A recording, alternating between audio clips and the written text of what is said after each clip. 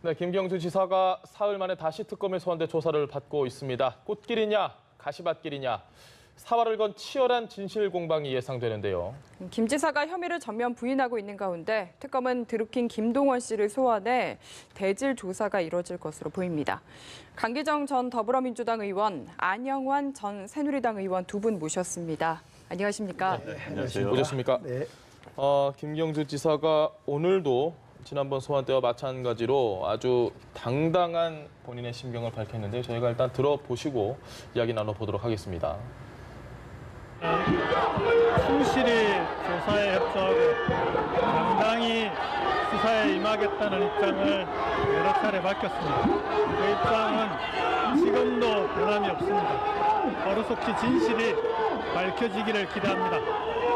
그렇지만 본질을 벗어난 조사가 더 이상 반복되지 않기를 바랍니다. 다시 한번 특검에도 정치 특검이 아니라 진실을 밝히는 진실 특검이 되주시기를 마지막으로 당부드립니다. 네, 굳이 드루킹에게 자문을 요청한 이유가 뭡니까? 국민들에게는 여러 분야에 다양하게 의견 수렴하는 건 정치에서 당연한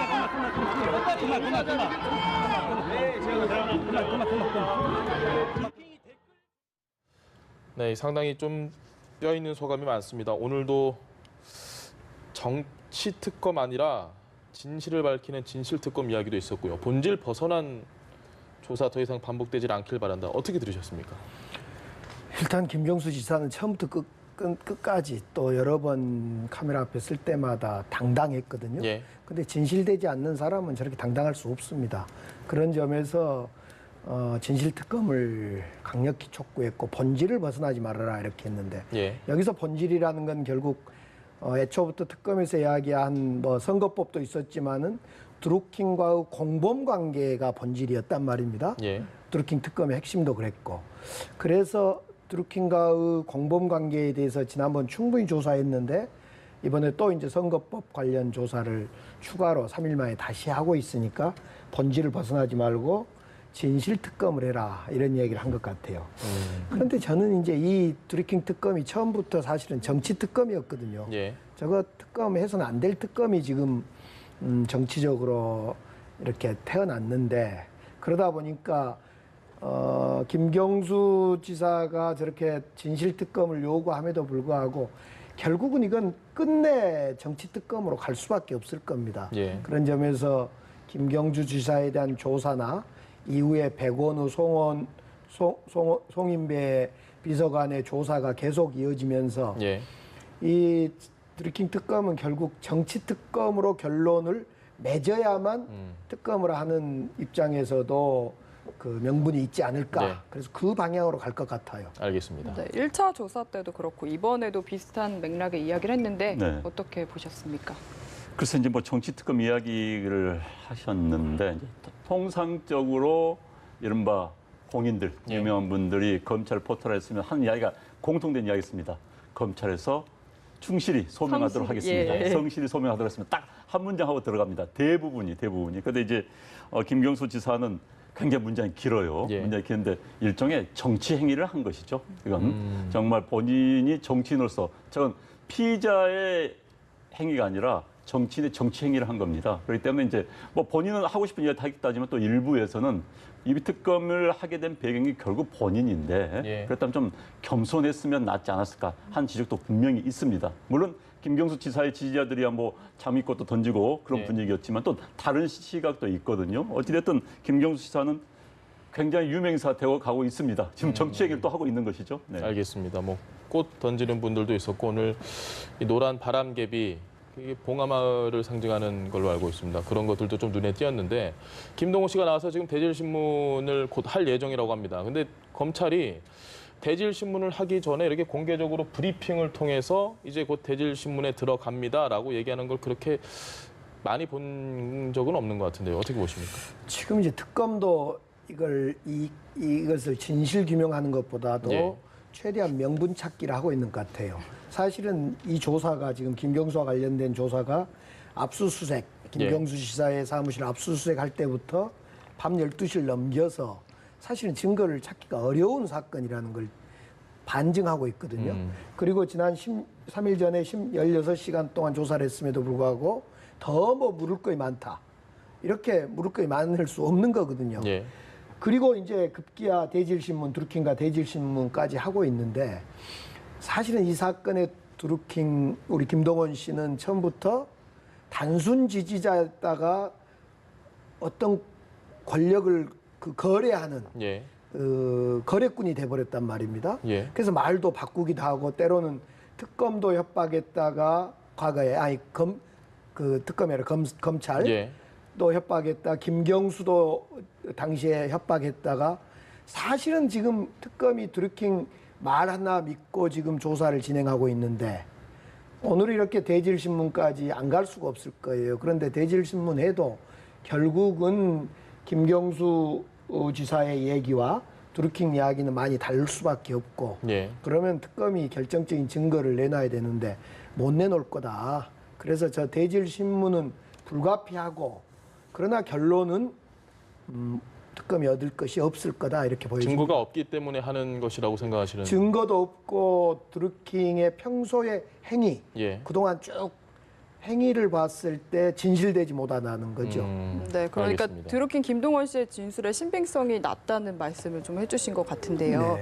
반면에 야당에서 얘기하는 부분은 김경수 지사가 지난 4월에 처음 기자회견을 했을 때와 네. 지금은 좀 뉘앙스가 많이 바뀌었거든요. 이 부분을 많이 바뀌었죠. 이야기를 하더라고요. 그렇죠. 한 4개월 사이에 처음 김경수 지사가 드루킹에 대해서는 나에게 찾아온 많은 지지자 중에 한 명이었다. 예. 그럼 문자 메시지 뭐 이메일 보내면 난 그냥 답변만 해주는 정도였다라는 수준이었는데 점차 이제 조사 결과 드루킹 쪽에서 자료가 나오면은 그게 아니었다. 이제 결국은 드루킹 사무소까지 갔다. 여기까지 나온 것이죠. 그런데 결국은 드루킹 사무소에 갔는데 과연 킹크랩이란 그 시연을 예. 그 시연에 참가했는가 아니면 안 했는가 이제 여기까지 와버린 겁니다. 자기가 파주에 있는 사무실 바쁜 국회의원이 거기까지 갔다는 것은 보통 가까운 관계는 아닌 것이죠. 예. 그럼 거기 갔는데 현재 이제 업무 방해입니다. 업무 방해를 지시했는가 공모했는가 결국은 킹크랩이라는 시연을 받는 건데 지금 김경수 지사는 갔는데 난 그걸 보지 않고 예. 경공모 조직도를 보고 왔다. 이 이야기거든요. 그러면 어느 친하지 않은 사람이 자기 조직을 다 보여주고 하겠습니까? 예. 이제 굉장히 말이 엇갈린 거예요. 그런데 이제 김경수 지사가 굳이 안 봤다고 한 이유는 만약에 봤다고 한다면 결국 킹크랩을 시연한 걸 봤고 결국 이것을 이용해서 대규모로 댓글 작업한 것을 공모 또는 지시했다는 게 연관이 되기 때문에 마지막 거기는 부인을 하고 있는 겁니다. 네. 물론 누구 말이 맞는지 모릅니다. 결국 사법부가 판단하겠죠. 그다음 이제 합리적 의심이라는 게 있지요. 드루킹 입장에서 본다면은 현재 김경수 씨는 엄청난 권력의 실세입니다. 예. 이 정부가 몇 년 계속 갈 겁니다. 사실 업무 방해는 큰 죄가 아니에요. 뭐 큰 죄가 아니라 표현이 좀 어폐가 있습니다만 아주 무거운 중벌을 받는 죄는 아닙니다. 예. 5년 이하 1,500만 원 이하의 벌금을 받는 그런 정도입니다. 그렇다면은 이 정권 내에서 풀려나올 수가 있는데 굳이 잘 알지도 못하는 김경수 씨를 잘 안다고 해가지고 끼워 넣어서 자기하고 같이 죽자?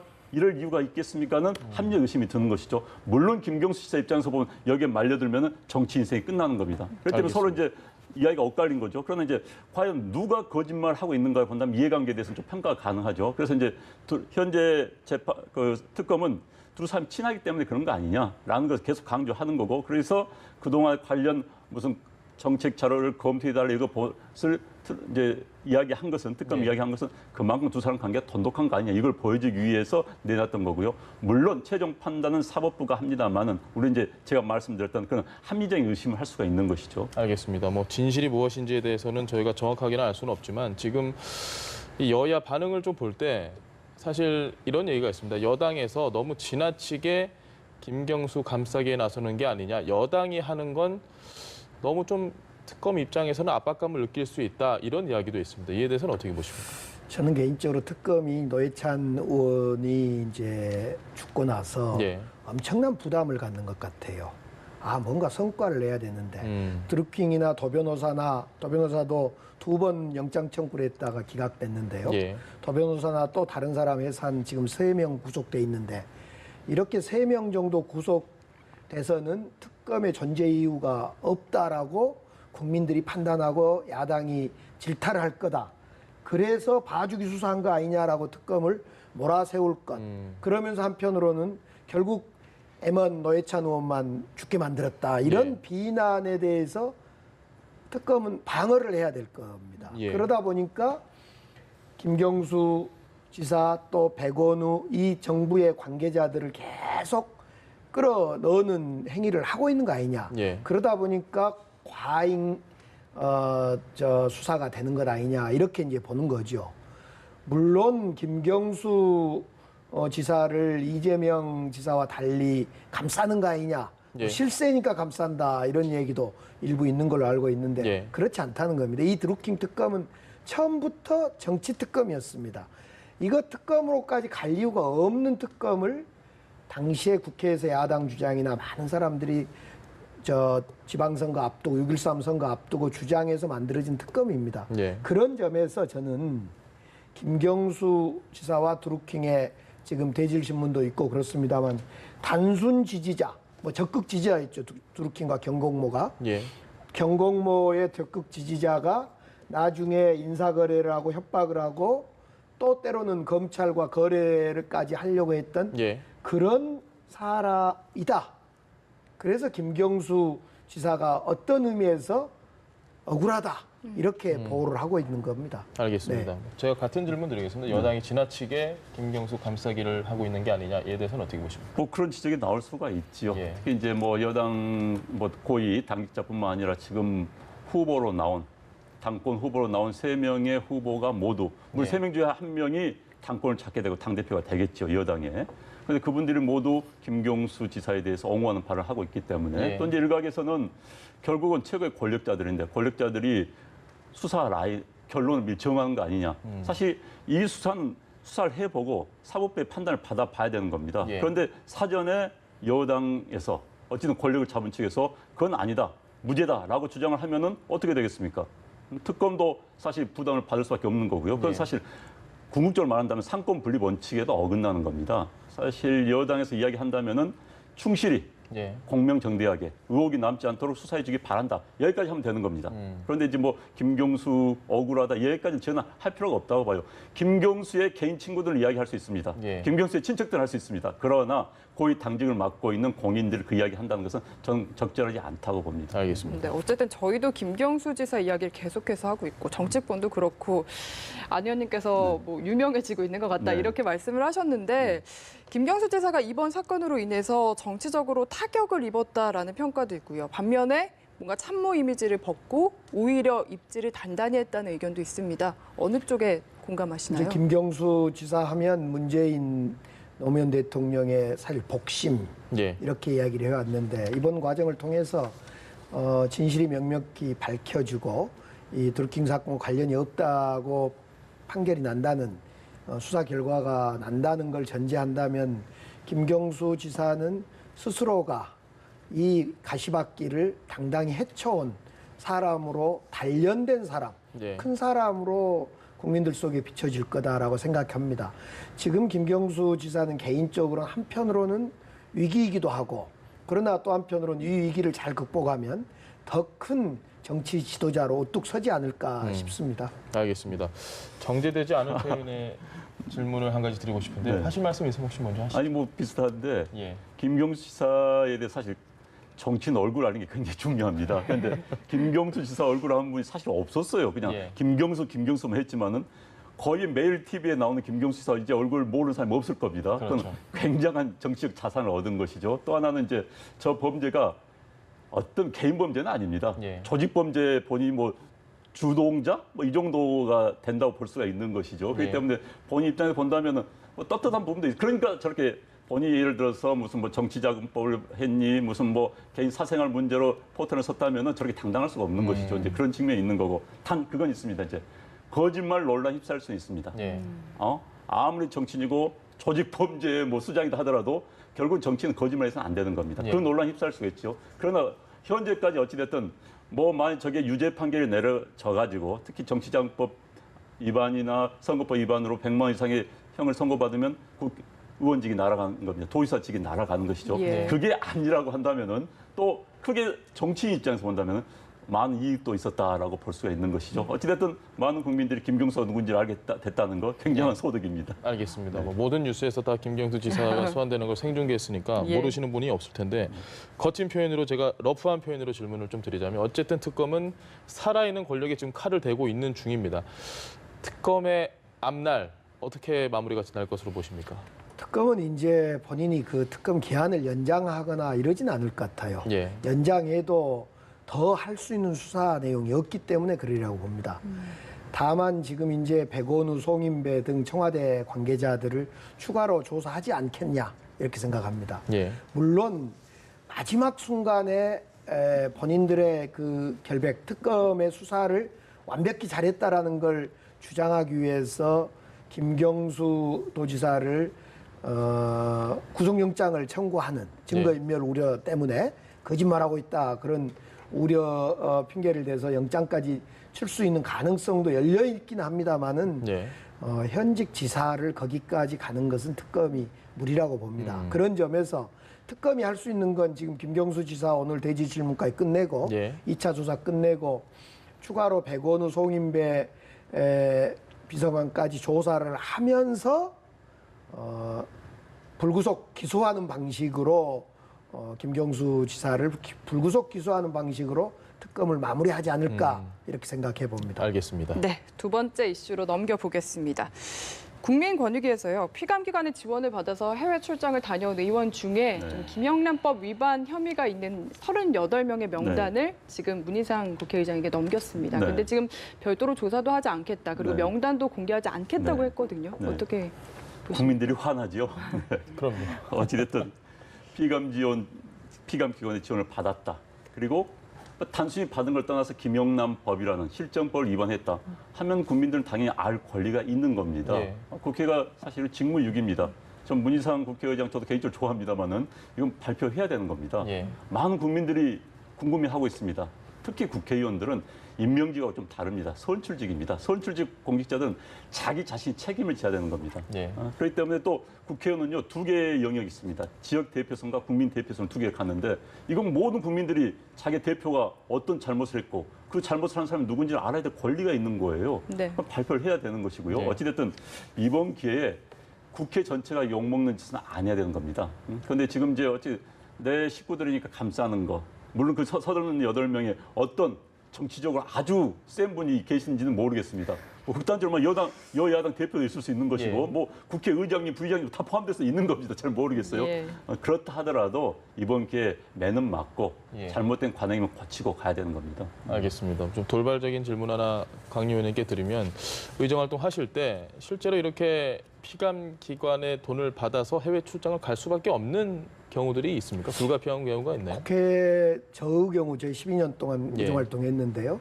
저는 이제 출장을 갈 때 대부분 예산으로 갈 수 있는 기회가 많습니다. 예. 그러니까 굳이 피감기관 지원을 받아서까지 갈 이유는 없습니다, 사실은. 이제 부득이한 경우에 피감기관의 지원을 받아서 가는 경우도 있습니다만 예. 특히 지금의 문제는 이 코이카라든가 지금 코이카 이미경 예. 코이카 소장님이 참 어려울 텐데 예. 이 피감기관의 돈으로 출장을 가는 경우가 그렇게 많지 않는데 저는 이 경우에는 안영환 의원님 말씀처럼 밝혀야 되고 예. 네. 아이고 이 관행이었는데 죄송합니다 하고 넘어가 줘야지 된다고 봅니다. 예. 지금 국회에는 특활비 문제하고 이 지금 피감기관으로 출장 가는 문제 2개 때문에 국민들의 시선이 국회를 그냥 멀매를 때리고 있어요. 예. 근데 사실은 국회가 빨리 특활비 같은 경우도 우리 안 받겠다 해놓고 지금 정부 기관에 더 많은 기관에 특활비가 주어지고 있는 거 이걸 정리를 좀 해야 되는데 지금 국회 모든 국민들은 국회만 특활비가 있는 줄 알아요. 예. 국회는 사실은 200억 정도 작습니다. 국정원 특활비 잘 알고 있을 겁니다. 뭐 국정원은 어쩌면 특활비 할 수 있지만 예. 많은 정부 기관에 특활비가 많다. 이것 정리 빨리 해야 됩니다. 그러면 국회에서부터 털 건 털어야 됩니다. 알겠습니다. 뭐 빈손 국회부터 해서 네. 사실 국회가 좋은 소리 들었던 적이 없는데 여기서 하나 더 짚고 넘어가야 되는 게 그 38명의 명단을 네. 공개 안 하는 건 물론이고 네. 국회에서는 피감 기관에게 네. 문제가 있으면 너네가 조사를 해서 제가 좀 쉽게 표현하겠습니다. 네. 문제 있으면 너네가 우리한테 얘기해 달라. 우리가 문제가 있다고 피감 기관한테.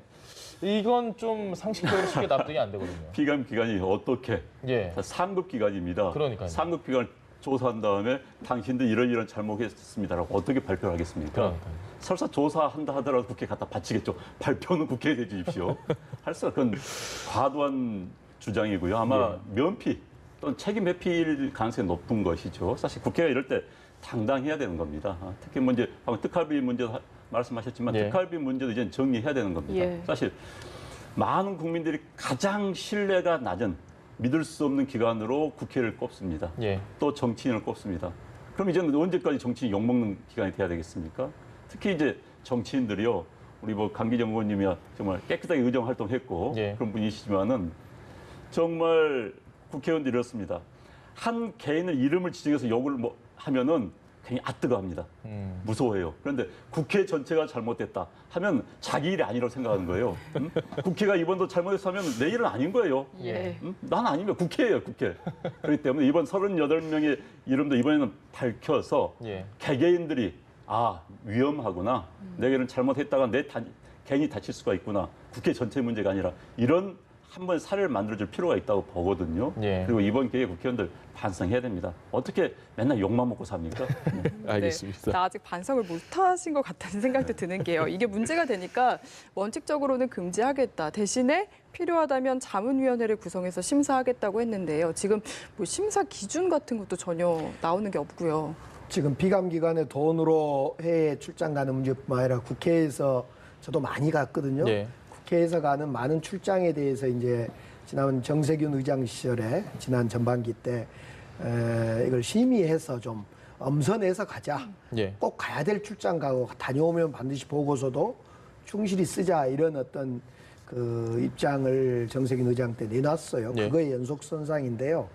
결국은 지금 피감기관에 지원받아서 가는 것을 원천 금지하고 심사하지 마시고 국회에 돈이 있습니다. 그러니까 출장 가야 된다면 국회 돈으로 가면 됩니다. 저는 그렇게 생각하고요. 이 피감기관 특히 가는 곳이 외통위하고 기재위가 이번에 38명 중에 많이 들어있다는데 예. 국회 특성상 외통위하고 기재위는 중진들이 많이 들어가 있습니다. 아마 그래서 문희상 의장님은 사실 고민이 좀 되실 거예요. 네. 알겠습니다. 주제를 좀 넘겨보겠습니다. 산뜻하게 민주당 이야기로 넘어가 볼 텐데요. 일단 강 의원님께 먼저 여쭤보겠습니다. 뭐 이호철 전 수석도 그렇고 전해철 의원도 그렇고 양정철 전 비서관 이 삼철 세 분이 일단은 뭐 우리는 당권 레이스에 크게 뭐 누군가를 지지하거나 하지 않는다 중립 선언을 하긴 했습니다. 하지만 공공연하게 누가 누굴 지지하는지는 이야기가 이미 다 뒤에서 돌고 있고요. 이 상황은 좀 어떻게 해석하고 계십니까? 이제 삼철이 그동안 친노의 삼철 이래가지고 오랫동안 딱지 붙이기가 딱 돼 있는데 사실은 삼철이 그렇게 뭐 어떤 영향력을 행사하거나 이러진 않는 것 같아요. 예. 대신 이번에 삼철이 또 그럼에도 불구하고 친노가 마치 특정 후보를 두고 겨루는 것처럼 친문이 예. 이렇게 김준표 후보와 이해찬 후보를 두고 마치 새 대결을 하는 것처럼 누구는 누구를 지지한다 이런 새 대결의 모습이 비춰진 것 같아서 세 사람이 모인 것 같아요. 예. 근데 현실적으로 이호철, 양정철 두 분은 실제로 누구를 지지하거나 그러진 않고요. 예. 그래서 다시 한번 우리는 오해받기 싫다, 떠나겠다, 중국으로 뭐 어디로. 예. 그다음에 전해철 이제 의원 같은 경우 좀 틀립니다. 전해철 의원은 애초부터 본인이 당권 주자로 뛰려다가 김진표 후보를 도와주자 이런 관계에 있었거든요. 예. 그래서 이제 세 분이 모여서도 둘이는 배지도 아니고 국회의원도 아니니까 알아서 중국을 가든 어디로 가시오. 그러나 전해철 나는 좀 틀리요. 예. 나는 적절한 시점에 적절한 어떤 판단을 할 거요. 이렇게 이제 입장 정리를 한 것 같아요. 예. 재밌는 것은 지금 저도 이제 지역위원장입니다만은 지역위원장이나 국회의원들은 특정 후보를 공개적으로 지지할 수 없도록 돼 있습니다. 예. 그래 말은 많습니다. 홍길동이와 홍갑동이를 지지한다더라. 저도 뭐 강기정은 누구를 지지한다더라. 예. 뭐 이런 이야기는 합니다만은 결국 이 삼철, 이호철, 양정철, 전해철이 세 분이 정말 우리 문재인 정부와 민주당에 흠결 안 되게 하기 위해서 처신을 잘하는 것 같아요.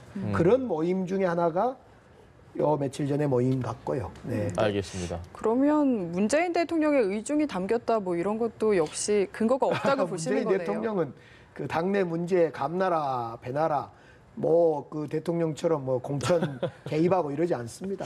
알겠습니다. 밖에서 보는 게 사실 가장 객관적일 수 있습니다. 아니요. 저는 사실 이제 현역 그 민주당의 당협위원장이시고 예. 뭐 중진 의원 출신이시니까 저보다 훨씬 잘 알기 때문에 제가 말한다는 게 좀 그렇습니다만은 어떤 문재인 대통령도 누가 됐으면 좋겠다는 마음은 있을 것 같아요. 단지 이제 그 지시를 했느냐 안 했느냐, 예. 깊이 개입했느냐 아니냐 문제이지. 또 이제 문재인 대통령의 그 마음을 헤아려서 굳이 이야기하지 않더라도 예. 측근들은 알 수가 있습니다. 예. 그러니까 웃는 모습만 봐도 TV 화면에 누구 나왔을 때 웃는 모습, 누구 나왔을 때 찡그리는 모습을 보더라도 또 이럴 수 있는 거예요. 그걸 보고 또 알아서 저게 우리 뭐 속된 말 정치판에서 보수의 생각이다. 예. 또는 뭐 대통령의 생각이다라고 할 수도 있는 것이죠. 그래서 대통령의 마음이 어디 있는지 모르겠습니다. 그렇기 때문에 지금 이제 뭐 대통령의 문심은 어디에 있다, 각 후보들 주장을 하고 있는 겁니다. 네. 그만큼 강하게 작용할 수 있다고 보기 때문에 그런 것이죠. 그다음 이제 전해철 의원 같은 경우는 어찌됐든 삼철 중에 핵심이고 이제 그분은 뭐 현역이시고. 현역이고 또 이번 3명의 이른바 불개입 선언에 자기는 좀 한 발 빼는 듯한 모습을 네. 보였기 예. 때문에 전해철 의원의 행보가 굉장히 관심을 모을 수밖에 없는 겁니다. 그런데 지금 어찌됐든 이른바 문심이 이해찬 후보, 그다음에 김진표 후보로 나눠진 건 맞고요. 그래서 이제 친문 이른바 그 단합된 그 권리당원들의 힘이 결정적이기 때문에 그걸 쫓는 양 후보의 경쟁이 이제 현재까지 나타나는 것 같아요. 그러다 보니 이런 파란이 생길 것 같고. 그런데 제가 이제 뭐 저보다 훨씬 잘 아시겠지만 민주당 뭐 의원들한테 지난 예. 물어봤습니다. 예. 누가 될 것 같냐. 그 본인이 누가 더 좋다는 이야기를 하지만 누가 될 것 같다는 이야기를 못 하더라고요. 누가 되면은 뭐 우리 당에는 유리하고 예. 한국당에는 불리하고 누가 되면은 우리 당에는 불리하지만 뭐 이런 이야기를 하는데 그럼 실제 가능성하면 잘 모르겠다는 이야기를 하더라고요. 예. 그래서 지금 아무튼 이 판 자체가 아직 얼마 안 남지 않았지만은 아직 혼선인 것 같다. 뭐 이건 뭐 민주당에서도 이야기하고 있습니다. 알겠습니다. 네. 잘 아시는 분은 강 의원님이시라서 강 의원께 여쭤봐야 될 것 같은데 안 의원께 여쭤보겠습니다. 네. 이 삼철이 실제로 당권 레이스에서 차지하는 영향력이라는 부분 네. 큰 영향이 없다고 이야기를 하셨는데 안 의원님이 보시기는 어떻습니까? 전 있을 수 있다고 봅니다. 예. 네, 많은 분들이 문재인 대통령의 생각은 무엇인가라고 궁금해하죠. 이른바 친문 권리당원들의 상당수를 차지하는 예. 그런 당원분들이 하는데 그분들은 이제 문재인 대통령의 생각을 다른 사람 통해서 추정할 수밖에 없는 거고 그럼 다른 사람이 누가 있겠습니까? 많은 언론에서 삼철하면 그 삼철의 행방이 문재인 대통령의 생각인 것 같다라고 생각할 수밖에 없는 것 같습니다. 그렇기 때문에 뭐 삼철이 저렇게 이야기한다 하더라도 결국은 또 이제 전해철 의원의 행보가 굉장히 영향력 미칠 수밖에 없는 거고요. 단순히 대통령은 여기에 관심 없다기 때문에 그래 그냥 마음대로 투표하자 이건 아닌 것 같습니다. 네. 알겠습니다. 어쨌든 아직까지는 판세를 예측하기가 쉽지 않다고 하셨는데 강 의원님도 좀 동의하시는 것처럼 고개를 끄덕이시더라고요. 그렇습니다. 지금 정도 가지고는 앞으로 보름 정도 남았거든요. 지금 이제 한 3분의 2 유세, 지역 유세를 쭉 돌았는데 앞으로 제일 큰 경기도, 서울, 인천 이렇게 큰 데가 남아 있습니다. 예. 그리고 아직 이제 본격적으로 이슈가 이렇게 딱 붙지 못했습니다. 초기에 이재명 지사에 대해서 어떻게 하냐 이것 가지고 약간 논쟁을 하다가 후보자끼리 최근에 이제 문실장 논쟁이 안 있었습니까? 예. 대통령과의 이 문심 또는 당정청 관계를 어떻게 해야 되냐 이걸 논의하다가 문실장 논의가 됐었는데 예. 이건 이제 중요한 논쟁점입니다. 향후에 당정청 관계를 어떻게 해야 될 거냐 이것이 이제 후보끼리 논쟁이 시작되면 좀 더 뜨거워질 거라고 보여지고 이런 이슈가 잠복되어 있고 특히 이제 협치를 어떻게 할 거냐 예. 협치를 어떻게 할 거냐 문제도 여전히 이슈로 잠복되어 있습니다. 이런 이슈들이 좀씩 드러나기 시작하면 세 사람의 생각이 좀 달라질 거고 그 유권자라고 할 수 있는 당원이나 대의원들의 표심에 영향을 좀씩 미칠 것 같아요. 예. 그런 점에서 현재까지 이제 초반전이 끝났고 중반전으로 지금 접어들고 있고 16일까지 지역을 순회하고 16일 이후부터 25일까지 일주일간은 이제 유세가 없이 TV 토론이라든가 또 후보 그 대의원 만나는 예. 당원 만나는 이런 과정을 거치면서 지금은 초반이 거의 끝나가고 이제 중반전으로 돌입해 있기 때문에 예, 많은 변화가 있을 수 있다 이렇게 보여집니다. 알겠습니다. 네, 알겠습니다. 특히 저는 이제 민주당 내에서 최근에 문재인 대통령이 몇몇 정책에서 아주 현실적인 정책, 본인의 공약과는 약간 뉘앙스가 다른 정책을 지금 예. 펴고 있습니다. 또 발표를 하고 있는데 민주당의 이른바 강경파, 뭐 당론을 이야기하면서 이건 아니지 않느냐라고 하는 민주당 내 목소리가 있거든요. 과연 이제 이 새 당권 후보들이 저는 거기서도 의견이 엇갈릴 수 있다고 봅니다. 예. 문재인 대통령의 현실주의적인 그런 경제 정책을 우리가 받쳐야 된다. 아니다. 우리 당 지지자들은 생각이 틀리다. 원칙을 지켜야 된다. 이것도 사실 저는 굉장히 중요한, 그리고 이런 논쟁이 저는 당권 후보 경쟁 후보들 사이에서 이루어져야 된다고 보는 겁니다. 대충 문재인 대통령 친하니까 아니다가 아니라 이런 정책과 관련해서 본인들의 생각을 뚜렷이 내놓고 네. 이에 맞춰서 이제 앞으로 당의 방향이 가는 것이죠. 청와대가 당의 뜻과 다르면 반대할 수도 있는 거고, 예. 그래서 국민의 목소리를 낼 수도 있는 거고, 그래서 이 문제가 아주 중요한 쟁점이 돼야 하고 또 될 가능성이 있다고 보여집니다. 알겠습니다. 그렇지 않아도 문재인 대통령이 약간 본인의 그 기존 정책에서 조금은 약간 방향을 튼 듯한 그런 행보를 보이면서 최근에 지지율이 나왔는데 오늘 지지율이 나왔습니다. 리얼미터에서 나왔는데 집권 이후 처음으로 지금 60%가 무너졌거든요. 그 예. 밑으로 지금 나왔습니다. 네, 오늘 58%를 예. 찍었는데요. 최근 들어서 이제 우리 국민들이 생각할 때 그런 것 같아요. 외교 안보 쪽에는 정용 실장과 임종석 실장 또 서훈 국정원장 예. 이렇게 외교 안보 라인은 딱 보이는데 경제 라인은 어떻게 되지? 잘 안 보인다 이러면서 이제 최근에 이슈였던 최저임금 문제라든가 규제 개혁 중에 예. 은산분리 문제 이런 이슈들이 이제 또 전기 누진제 문제 이런 거에 대해서 어떻든 정부는 잘한다고 내놓지만은 만족하지를 못한 것 같아요. 예. 국민들. 예를 들면 전기료 누진제도 10,000원 깎아주면 될까? 뭐 이런다라거나 최저임금 제도도 세트로 여러 가지 내놨는데 국회에서 법이 통과 안 되니까 결국 최저임금만 올라가는 식으로 예. 이렇게 되고 있고 은산분리 문제도 이제 전통적인 우리 지지층인 그 은산분리 제도를 초기에 만들었던 우리 진보 영역에 예. 있었던 사람들이 그렇게 해서 재벌이 은행 갖는 거 아니야? 사근 거 되는 게 아니야? 이런 반발이 좀 생기면서 지지층이 조금 빠지고 그 지지층이 정의당으로 올라가는 건 아니냐? 예. 이런 우려가 있습니다. 빨리 그래서 경제 라인이라든가 또 이슈에 대해서 정돈을 하는 짧은 시간에 정돈을 해야 될 필요가 있습니다. 알겠습니다. 그 점을 하면 다시 지지세는 조정되고 원상 회복될 거라고 보여집니다. 알겠습니다. 네, 알겠습니다. 오늘 두 분 말씀 여기까지 들어볼게요. 강기정 전 더불어민주당 의원, 안형환 전 새누리당 의원과 함께했습니다. 말씀 잘 들었습니다. 네, 고맙습니다.